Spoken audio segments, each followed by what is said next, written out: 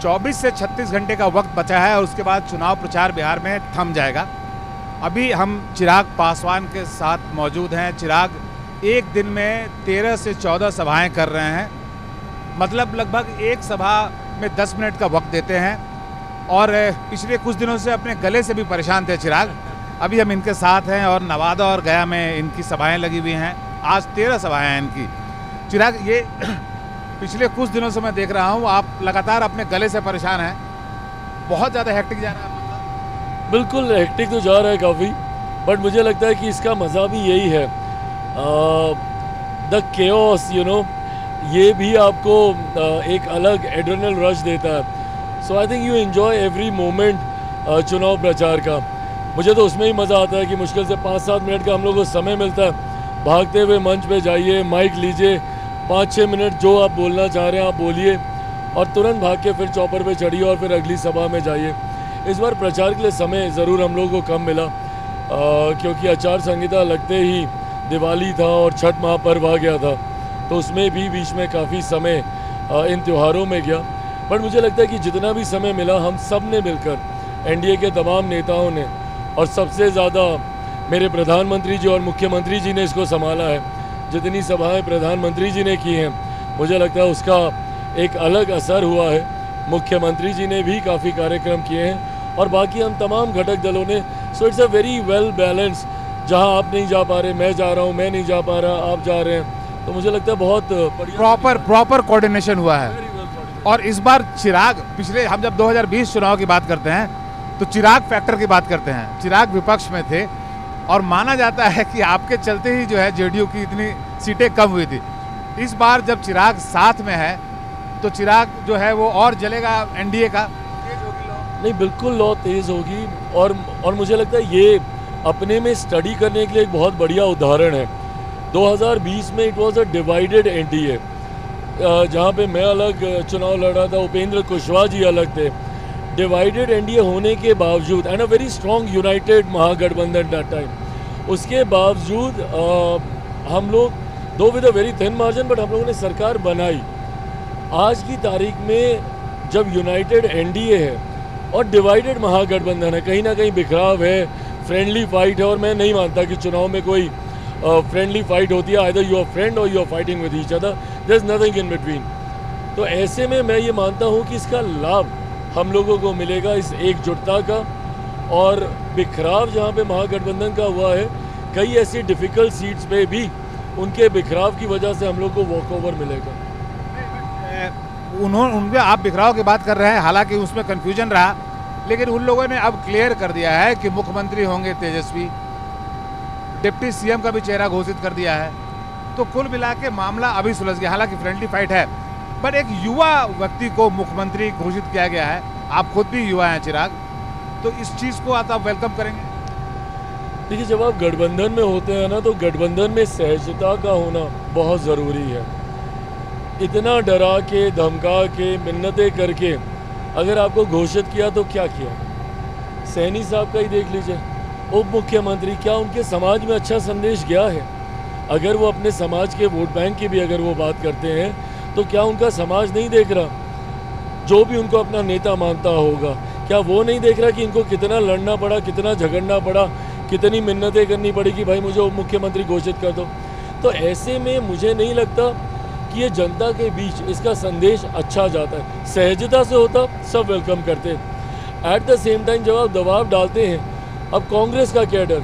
वो तो इस बात से नाराज़ होगा ना भैया कि आपने दबाव डलवा के आपने हमारे नेता से ओके। कांग्रेस नहीं चाहती, मुझे नहीं लगता कि वो चाहती होगी, तभी इतना समय लिया। भाई राहुल जी इतने समय बिहार में रह गए, अगर चाहती होती तो उसी वक्त घोषणा करते। और उसके बाद ये अहंकार, आज आप देखिए हम 5 दल हैं, आप कोई अखबार उठा के देख लीजिए, कोई कैंपेन, कोई ऐड, कोई प्रचार, सारे नेताओं की तस्वीर आपको एक साथ दिखती है।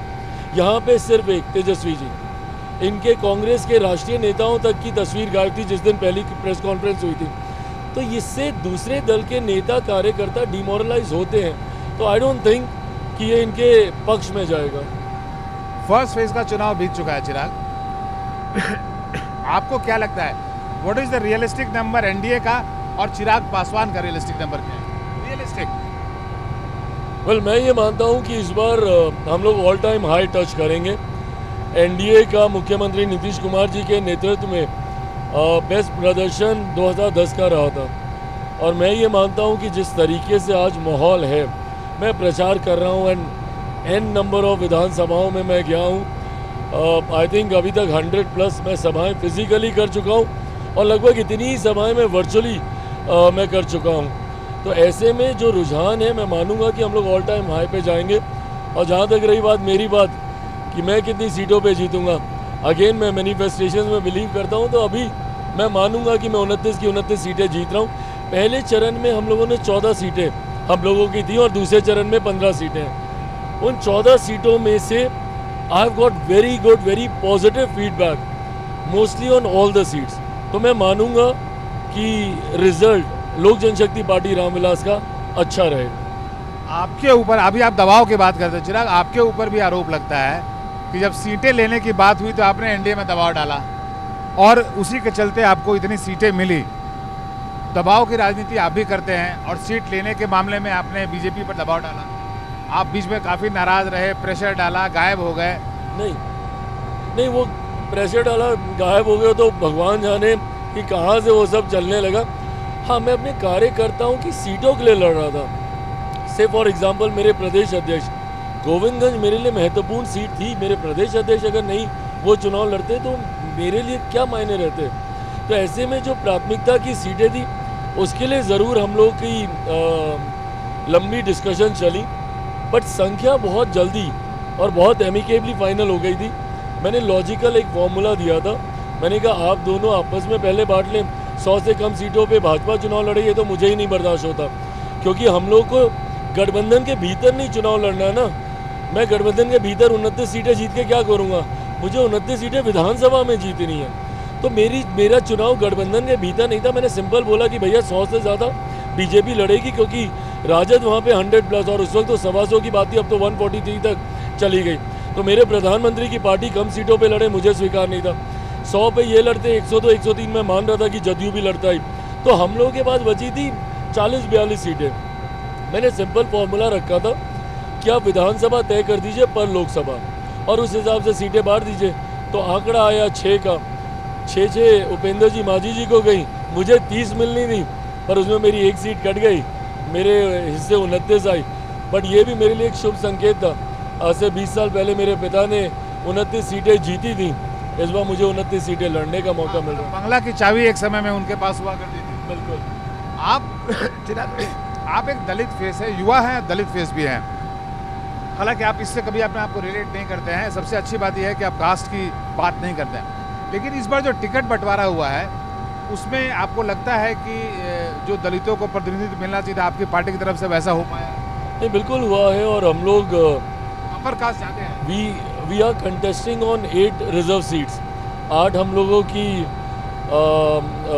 अनुसूचित जाति के लिए जो रिजर्व सीट्स हैं उसमें हम लोग चुनाव लड़ रहे हैं, और उसमें स्ट्रॉन्ग प्रतिनिधित्व मैंने अनुसूचित जाति से भी आने वाले अदर जातियों को भी मैंने देने का प्रयास किया। बट जैसा मैंने कहा कि मेरे लिए मोर देन एनीथिंग एल्स जाति से ज़्यादा काबिलियत मायने रखती है। और हर वो व्यक्ति जिसमें काबिलियत है अपने क्षेत्र को समझने की, समस्या को समझने की, उसका समाधान करने का जिसमें पोटेंशियल मुझे लगा, उनको मैंने ज़रूर प्राथमिकता दी। बट हाँ, हार्ड रियलिटी है मेरे राज्य की that eventually everything boils down to the caste scenario and the setup. उसमें भी मैंने प्रयास किया कि हर वर्ग को प्रतिनिधित्व दिया जाए। आप एनडीए में होते हुए भी चिराग, आप बार बार लॉ एंड ऑर्डर के फ्रंट पे सरकार को क्रिटिसाइज करते हैं, तो ये अपने आप में कॉन्ट्रडिक्शन नहीं है? कॉन्ट्रडिक्शन नहीं है। मुझे लगता है कि एक ऑनेस्ट सहयोगी की ये भूमिका है। आपको बताना होगा कि कहाँ आप गलत जा रहे हैं या कहाँ पे सुधार की गुंजाइश है। अगर मैं येसमैन बन के ही बैठा रहा हूँ, अरे सर क्या बात है, बहुत बढ़िया चल रहा है सर, बहुत बढ़िया, तो मैं किसका नुकसान कर रहा हूँ? अपना गठबंधन का ही नुकसान कर रहा हूँ ना। I have to become the voice of the masses. अगर मैं जनता की आवाज़ को मेरी सरकार तक मैं नहीं पहुँचाऊँगा, प्रशासन तक मैं नहीं पहुँचाऊँगा, तो कौन पहुँचाएगा? और अगर ये आवाज़ें नहीं पहुँचेंगी तो इसका लाभ विपक्ष को मिलेगा। तो ये लाभ विपक्ष ना ले और हम लोग का गठबंधन जिस सोच के साथ आगे बढ़ रहा है, अगर उसमें कहीं 19-20 हो रहा है, अब जिस दिन से मैंने इस विषय को उठाया, कम ज़्यादा बट काफ़ी नियंत्रित हुआ है ये विषय। प्रशासन भी और ज़्यादा मुस्तैद हुआ, सरकार को भी और जितने एक्स्ट्रा कदम उठाने की ज़रूरत थी। नहीं तो वो दौर था कि बैक टू बैक एक के बाद एक के बाद एक के बाद आपराधिक घटनाएं घट रही थी, वो नियंत्रित हुई। अब उसमें मैं भी बोलता रहता कि अरे ये होता है, चलता रहता है, नहीं, एक भी घटना घट रही है तो मेरी सरकार के लिए वो उतनी ही बड़ी चिंता का विषय है। My crime is lesser than yours doesn't mean कि वो क्राइम नहीं है। मैं कंपैरेटिव थ्योरी में मैं कभी नहीं जाता। मेरे लिए अगर एक भी घटना घटेगी वो उतने के ही बराबर होगी। अगर कहीं पे कोई भगवान ना करे कोई नरसंहार हुआ हो, मैं उसको उतनी गंभीरता से लूँगा। आपने अपने मुख्यमंत्री बनने का जो एम्बिशन था वो गिव अप कर दिया है क्या?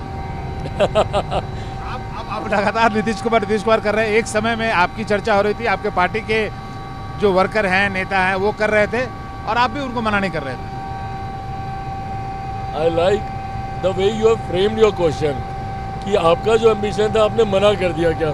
अब मैं बोलूँगा कि नहीं मैंने मना नहीं किया तो काउंटर क्वेश्चन, अच्छा एम्बिशन है अभी और मना कर दिया तो हाँ कर दिया। हमारे यहाँ ना एक कोई आते थे, वो पूछते थे अब चाय तो नहीं लेंगे ना। अब इंसान क्या बोले कि नहीं मैं चाय नहीं लूँगा, हाँ मैं चाय नहीं, क्या बोलोगे? उसका जवाब एक ही है। सो मैं आपके क्वेश्चन का डायरेक्ट आंसर ना करते हुए मेरा जो पक्ष है मैं वो रखता हूँ। 2025 में सीएम पद की कोई वैकेंसी कभी थी ही नहीं। मैं कार्यकर्ताओं की भावना का मैं सम्मान करता हूँ और मैं मानता हूँ कि आपके कार्यकर्ता को आपको सर्वोच्च पद पर देखने की इच्छा होनी चाहिए। अगर आपका कार्यकर्ता ये मानेगा ही नहीं कि मेरा नेता सर्वोच्च पद पर जा पाएगा तो कहीं ना कहीं कमी आप में है। इसका मतलब आप अपने कार्यकर्ताओं को उस तरीके से मोटिवेट नहीं कर पा रहे हैं। मैं खुद मेरे नेता, मेरे पिता आदरणीय रामविलास पासवान जी को देश का प्रधानमंत्री बनते हुए देखना चाहता था, ये मेरी इच्छा थी। ऐसे में मैं अपने कार्यकर्ताओं की भावना का मैं सम्मान करता हूं, पर 2025 विधानसभा चुनाव में ये स्पष्ट रहा है कि इसमें कभी कोई वैकेंसी मुख्यमंत्री के पद की नहीं थी और मैंने भी डे वन से खुल के समर्थन मौजूदा मुख्यमंत्री नीतीश कुमार जी के नेतृत्व के लिए किया है। और रही बात भविष्य की, मुझे लगता है कि वो भविष्य के घर में will cross the bridge when it comes, but मुझे इतना पता है कि तीन बार का सांसद होने के बाद मैं समझ गया हूँ कि मेरा बिहार फर्स्ट, बिहारी फर्स्ट दिल्ली में रहकर नहीं होगा। मुझे बिहार आना होगा। मैं इसी चुनाव में आना चाहता था बट नेगोशिएशंस इतने लेट तक चले कि मैं चुनाव लड़ना चाहते थे। मैं बिल्कुल लड़ना चाहता। मुझे अगर 3 दिन भी और मिलते ना नामांकन के लिए, मुझे लगता है शायद 17 या 18 तारीख को पहले फेज का नामांकन खत्म हुआ। अगर हम लोग 13-14 तक भी नेगोशिएशन लॉक करके अनाउंस कर देते तो मैं ज़रूर लड़ता। कहाँ से लड़ते आप? अलौली? अरे नहीं, अलौली तो बिल्कुल नहीं। अलौली वो फिर पारिवारिक लड़ाई बन जाती ना। मैंने तो अलौली की सीट भी नहीं मांगी थी, इसीलिए नहीं मांगी थी कि मेरे परिवार के लोग वहाँ लड़ रहे हैं तो वो पूरा डेवलपमेंट, राजनीतिक मुद्दा सब खत्म होकर सिर्फ भाई या परिवारों की लड़ाई बन के रह जाती। इस बार आप विधानसभा चुनाव लड़ना चाहते थे और 2030 में ज़रूर लड़ूंगा। और ज़रूर लड़ेगा। 2030 में तो मुख्यमंत्री के लिए आप रेस में सबसे आगे रहेंगे और आप चाहेंगे कि मुख्यमंत्री बने। भविष्य वैकेंसी नहीं है लेकिन 2030 में तो रहेगी। भविष्य के घर में क्या है क्या नहीं मुझे नहीं पता। मैं एक एक पड़ाव पार कर आगे की रणनीति तय करता हूँ। मेरे लिए इमीडिएटली आफ्टर 25 बिहार विधानसभा चुनाव मेरे लिए प्राथमिकता में उत्तर प्रदेश और पंजाब के चुनाव हैं जो 27 में आ रहे हैं और वो चुनाव पूरे होते ही मेरे लिए लोकसभा के 29 के चुनाव। एक बार फिर से मुझे मेरे प्रधानमंत्री को चौथी बार देश का प्रधानमंत्री बनाना है और उसके बाद फिर 30 पे ध्यान केंद्रित करेंगे। आप चिराग बार बार अपने आप को प्रधानमंत्री का हनुमान कहते हैं, तो आपको आपकी जो पर्सनल आइडेंटिटी है, आप रामविलास पासवान के बेटे हैं, केंद्रीय मंत्री हैं और आपकी एक अपनी राजनीति है, आप उससे खुद अपने आप को अंडरमाइन नहीं कर रहे हैं क्या? मतलब आप बेसिकली किसी के शैडो में भी हैं। अगर मैं शैडो में हूँ भी तो किसकी शैडो में हूँ? आप उनके व्यक्तित्व को देख रहे हैं। मतलब आने वाले दिनों में मैं ये मानता हूँ कि एज एन इंस्टीट्यूशन मेरे प्रधानमंत्री नरेंद्र मोदी जी को पढ़ा जाएगा, जाना जाएगा। ये सामान्य बात नहीं है कि कोई इंसान 25 साल से निरंतरता में देश के सर्वोच्च पदों में रहे। जब तक गुजरात में रहे, मुख्यमंत्री के तौर पर रहे, पहली बार विधायक बनकर गए तो मुख्यमंत्री बने, पहली बार सांसद बनकर आए तो प्रधानमंत्री बने। राजनीति का विद्यार्थी होने के नाते मेरे लिए अपने में एक बहुत बड़ी केस स्टडी है। जैसे मेरे नेता मेरे पिता आदरणीय रामविलास पासवान जी रहे हैं, तो मैं ये मानता हूँ कि अगर मैं इनकी छाया में रहकर अगर इनसे सीख भी रहा हूँ तो ये मेरे लंबे राजनीतिक भविष्य के लिए मुझे लगता है कि ये लाभदायक ही है।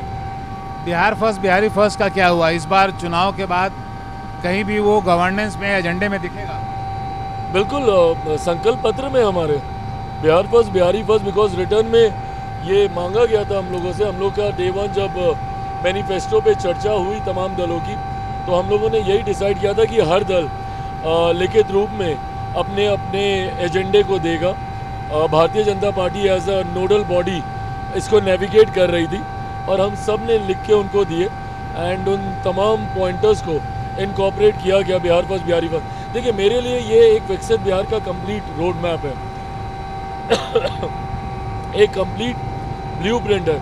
आप मुझे बिहार की समस्या बताएं, मेरे पास हर समस्या का समाधान है। बाढ़ सुखाड़ से लेके, शिक्षा से लेके, रोजगार से लेके, स्वास्थ्य से लेके, इंफ्रास्ट्रक्चर से लेके, उद्योग से लेके, किसान मजदूर, हर विषय पर मेरे पास समाधान है। तो ऐसे में मैं ये मानता हूँ कि अगले 5 साल मेरे लिए महत्वपूर्ण होंगे उसको धरातल पर उतारने के लिए।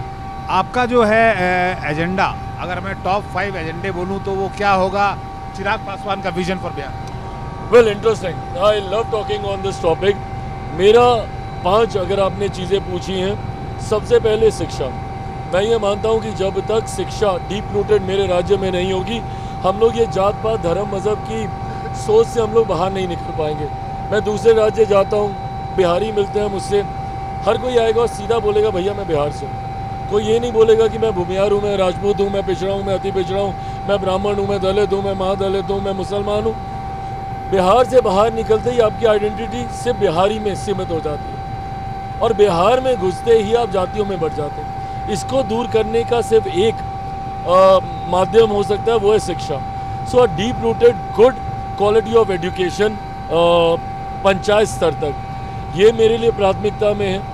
दूसरा, पलायन को रोकना, यहाँ पे इंफ्रास्ट्रक्चर को डेवलप करके, जब तक रोजगार नहीं आएंगे।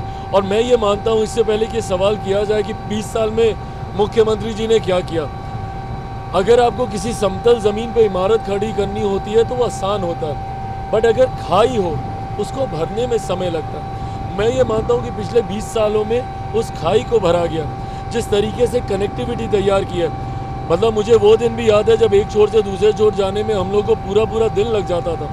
आज बिहार के किसी भी कोने से आप पटना 5 घंटे के लगभग में आप पहुंच सकते हैं। ये कनेक्टिविटी, ये लॉजिस्टिक्स के लिए बहुत ज़रूरी है, उद्योग लगने के लिए। जब बिजली नहीं थी तो उद्योग कैसे आते, पानी की ढंग से व्यवस्था नहीं थी तो उद्योग कैसे लगते। अब मैं मानता हूँ कि उद्योग लगने की ये व्यवस्था है। ये मेरा दूसरा पॉइंट। मेरा तीसरा पॉइंट, रेवेन्यू जनरेशन। जब तक आप राजस्व नहीं बढ़ाएंगे, ये 3.25 लाख करोड़ के बजट से नहीं मेरा प्रदेश चलने वाला। 14 करोड़ की आबादी है, राजस्व आपका बढ़ेगा। मेरे विभाग की एक अहम जिम्मेदारी है, कृषि प्रधान मेरा राज्य है। ऐसे में खाद्य प्रसंस्करण के कारपेट बॉम्बिंग के तौर पे उद्योग लगने चाहिए।